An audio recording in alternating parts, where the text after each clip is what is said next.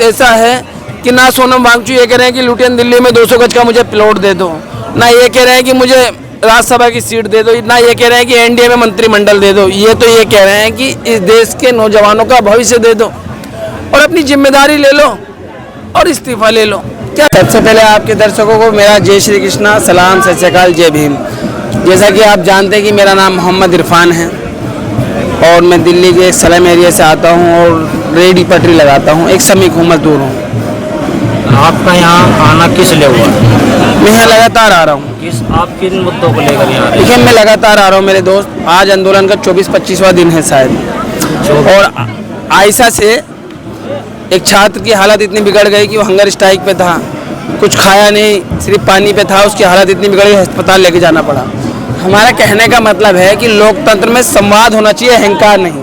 सरकार अहंकारी हो रखी है, समझ रहे?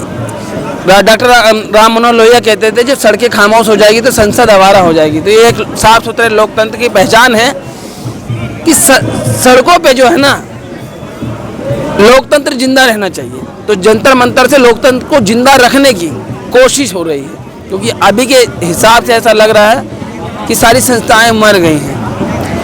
छात्र हंगर स्ट्राइक पे हैं, सोनम वांगचू हंगर स्ट्राइक पे है। सोनम वांगचू दुनिया के सम्मानित नागरिक हैं, पर्यावरण एक्टिविस्ट हैं, साइंटिस्ट हैं, देश के लिए इनोवेशन किए हैं, कई चीज़ बेहतर दी हैं सेनाओं को भी और देश स्तर पर। आज वो अगर हंगर स्ट्राइक पे हैं तो वो 59 साल की उम्र में उनका क्या निजी स्वार्थ है, क्या चाहते हैं? अपनी ज़िंदगी में सब कुछ कर लिया है, वो चाहते हैं इस लाचार शिक्षा व्यवस्था को दुरुस्त करना और वो जिम्मेदारी तय करें। लोग वो अपनी जिम्मेदारी तय करें। बच्चों की जाने गई हैं और कईयों का भविष्य दांव पे लगा है। पिछले तो 16 दिनों से भूख हड़ताल पे कुछ खाए नहीं, तो हालत बिगड़ते जा रही है। तो सरकार अपनी जिम्मेदारी तय करे और धर्मेंद्र प्रधान अपना इस्तीफा दें। और अभी तक ऐसा कुछ लग नहीं रहा है, लेकिन लोकतंत्र में संवैधानिक राइट हैं, अधिकार हैं, उसके तहत ये आंदोलन गांधीवादी तरीके से हर दिन आगे बढ़ रहा है। तो कुल मिला के दोस्त ऐसा है कि ना सोनम वांगचू ये कह रहे हैं कि लुटियन दिल्ली में 200 गज का मुझे प्लॉट दे दो, ना ये कह रहे हैं कि मुझे राज्यसभा की सीट दे दो, ना ये कह रहे हैं कि एनडीए में मंत्रिमंडल दे दो। ये तो ये कह रहे हैं कि इस देश के नौजवानों का भविष्य दे दो और अपनी जिम्मेदारी ले लो और इस्तीफा ले लो। क्या गलत कह रहे हैं बताओ? आप शिक्षा को लेके भी और अपने पिछले आपकी मैंने वीडियो देखी थी, आपने उसमें मजदूरों के लिए रोजगार की बात की थी, उसको लेके क्या कहना चाहिए? मेरे दोस्त, एनसीआरबी का डाटा है, गृह मंत्रालय से संचालित है। एनसीआरबी का डाटा कहता है कि 1,70,746 मौतें 2024 में हुई खुदकुशी, यानी लोगों ने अपनी इच्छा से जीवन लीला अपनी समाप्त कर दी। उसमें 31% लोग जो है ना अकेले दिहाड़ी मजदूर थे और 8 से 9% छात्र थे। और इसे प्रतिदिन निकालोगे ना तो 467 लोग, और हर मिनट निकालोगे तो 1 मिनट में 3 लोगों ने अपनी खुदकुशी की है। जितनी देर में हमने और आपसे बात करी है, भारत में ना जाने कितने लोगों ने अपनी जीवन लीला समाप्त कर दी है। कितनी भयानक है तस्वीर। ये वो तस्वीर है जो मामले थाने तक पहुँचे। और तुम मेरे दोस्त ये जानते हो कि हर मामले थाने तक नहीं पहुँचते, हर मामले थाने तक, जानते हैं ना इस बात को आप? तो कहने का मतलब है मेरे दोस्त कि बड़ी खामियां हैं। नरेंद्र मोदी जिस इंडिया में रहते हैं वहाँ टाटा है, बिरला है, अडानी है, अंबानी है, विप्रो है, सिप्ला है, चमक धमक सब कुछ है। लेकिन जिस भारत में हम रहते हैं वहाँ पेपर लीक है, नौजवानों में हताशा है, बेबसी है और निराशा है। इस निराशा को नीरज ने इस तरीके से कहा है,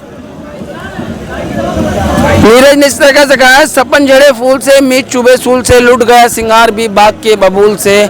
हम खड़े खड़े बाहर देखते रहे, कारवां गुजर गया गुबार देखते रहे। नींद भी खुली ना थी कि हाय धूप ढल गई, पाँव भी उठे ना थे कि जिंदगी फिसल गई। पात झड़ गए, साग साग जल गई, चाहत तो निकल सकी ना पर उम्र निकल गई। कितनी पीड़ा है उस भारत में, समझ रहे हो? हम कह रहे हैं कि जिम्मेदारी लो और इस्तीफा दो।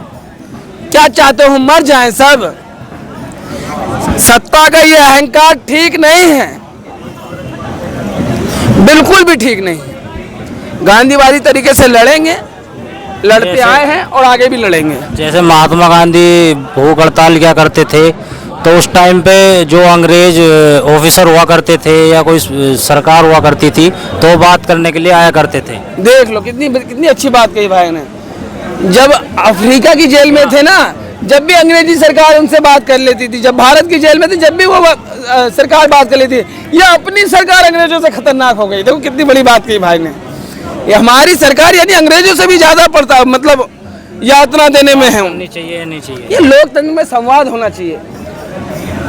इन्होंने किसानों को ना जाने क्या क्या कहा। मेरी छोटे हो या बड़े हो बराबरी के, आज सार्वजनिक जीवन जी रहे हो, एक पत्रकार हो, लोगों से मिलते हो जुलते हो, अपनी राय लोग देते हैं, आप बेहतर समझ रहे हैं। ना जाने क्या क्या कहा, आखिर में आपने क्या कहा, मेरी तपस्या में कोई कमी रह गई और पीछे हटे। क्यों लोगों की जानों से खेलते हैं आप? क्यों मजा आता है आपको? अरे कोई निजी मांग नहीं है, कोई निजी मांग नहीं है। अगर मैं कहता हूं कि इस देश में, पूरे देश में सामान्य न्यूनतम मजदूरी होनी चाहिए, ये नहीं कि यूपी की अलग, हरियाणा की अलग, दिल्ली की अलग, बिहार की अलग, झारखंड की अलग, किसकी अलग, उसकी अलग।